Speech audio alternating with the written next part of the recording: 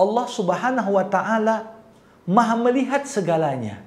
Tidak ada sesuatu apapun yang tersembunyi dari penglihatan Allah. Allah bisa melihat yang tampak dan zahir. Namun Allah juga mampu untuk melihat yang tersembunyi dan batin.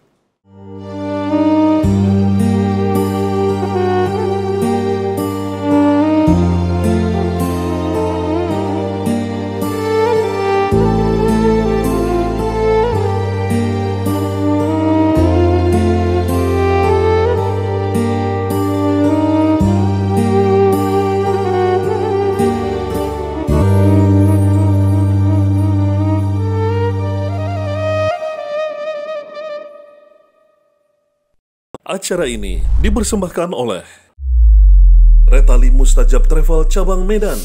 Umroh hemat, ibadah nikmat. Assalamualaikum warahmatullahi wabarakatuh.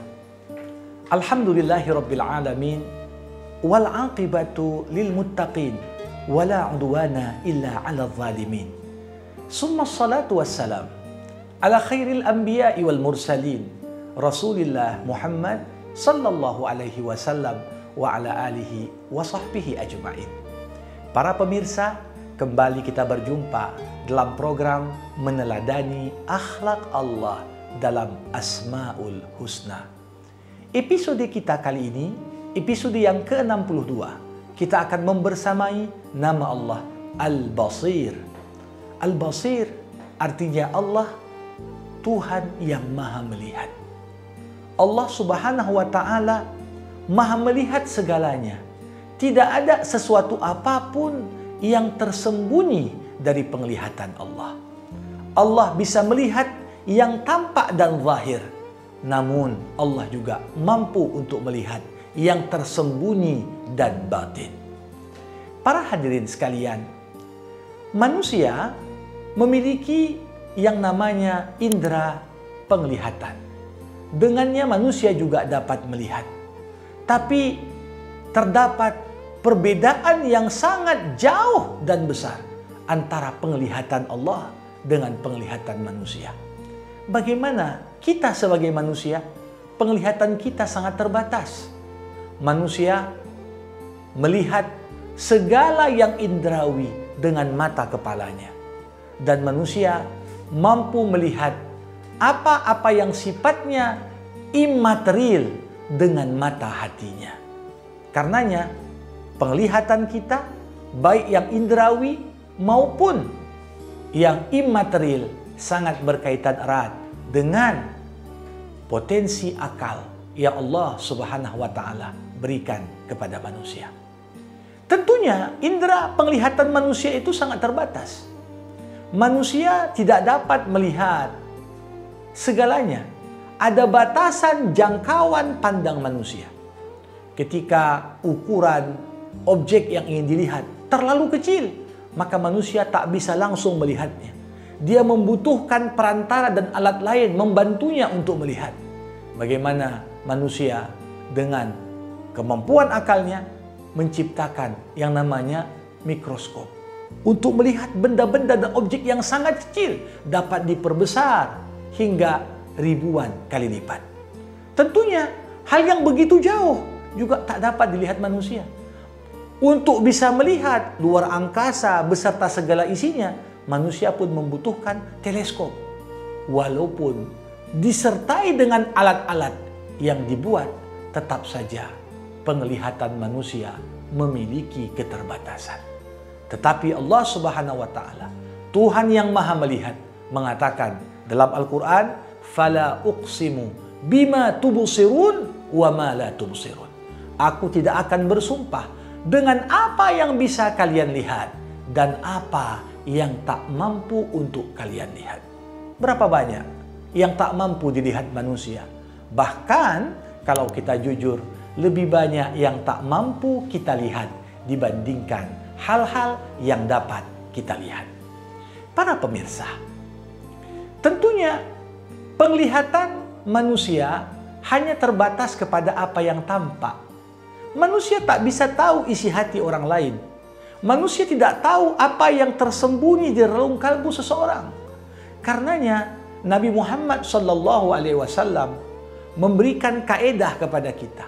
Karena keterbatasan indera penglihatan yang kita miliki. Nabi berkata, "Nahnu nahkumu bil-zahir wallah yatawallas sarair." Kita hanya dituntut untuk memutuskan hukum berdasarkan perkara yang nampak. Namun kita tak pernah dituntut untuk memutuskan sesuatu berdasarkan sesuatu yang tersembunyi. Karena itu urusan Allah, bukan urusan manusia.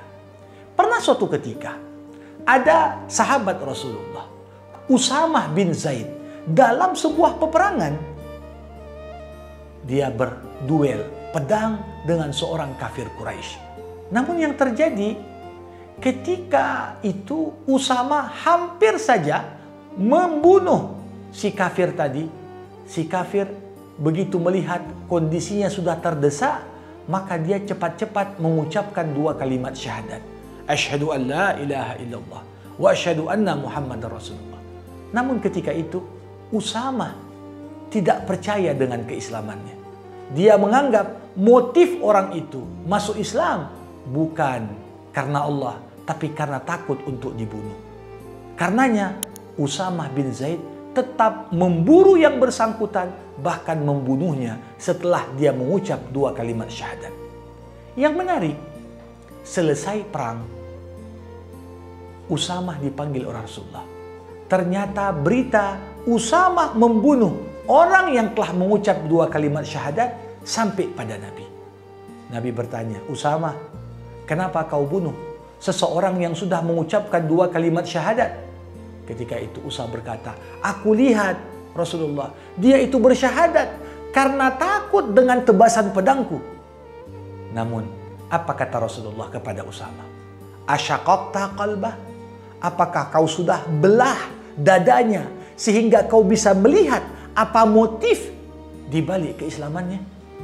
Selama kita tidak mampu menjangkau isi hati seseorang, maka kita hanya disuruh untuk melihat yang nampak, bukan untuk mengkaji apa yang tak terlihat. Di sini konsekuensi penting nama Al-Basir dalam kehidupan kita semua.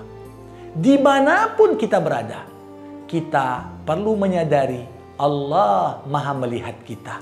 Tidak ada tempat kita bisa bersembunyi dari pantauan Allah.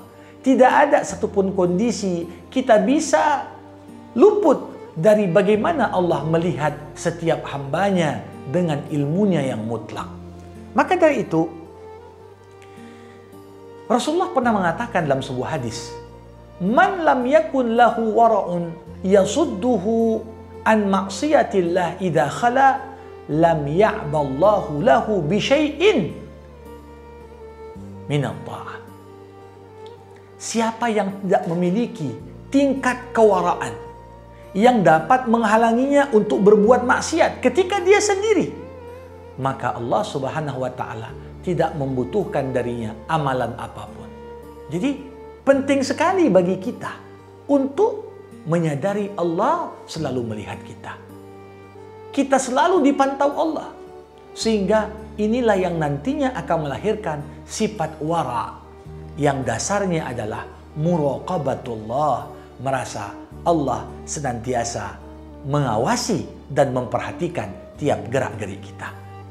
Para pemirsa sekalian, nama Al-Basir juga mengandung pengertian kita sebagai hamba Allah hendaknya tidak menempatkan diri kita pada posisi yang kemudian justru membuat orang curiga dan berprasangka buruk kepada kita.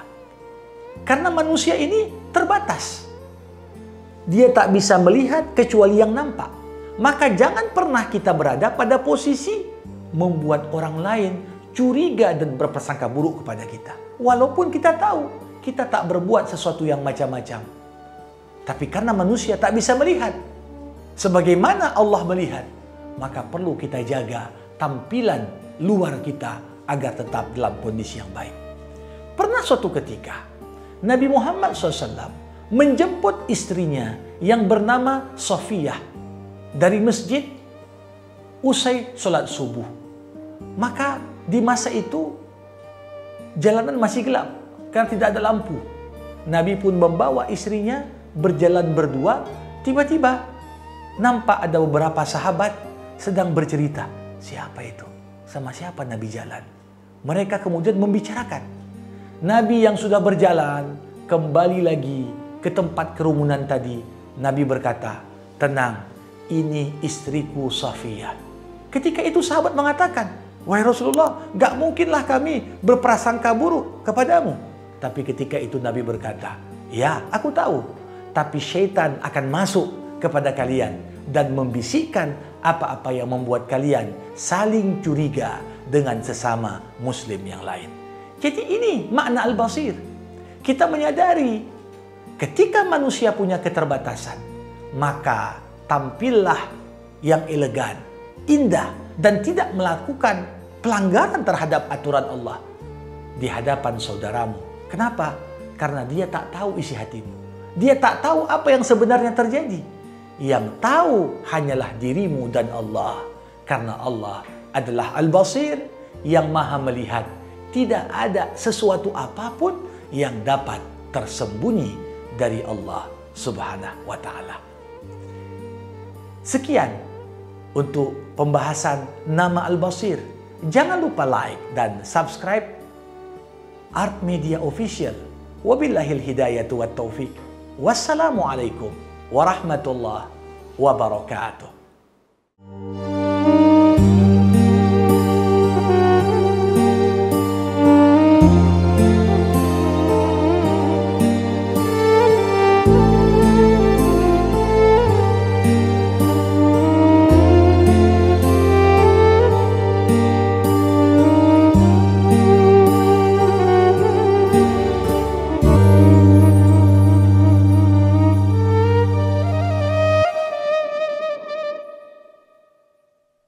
Acara ini dipersembahkan oleh Retali Mustajab Travel Cabang Medan.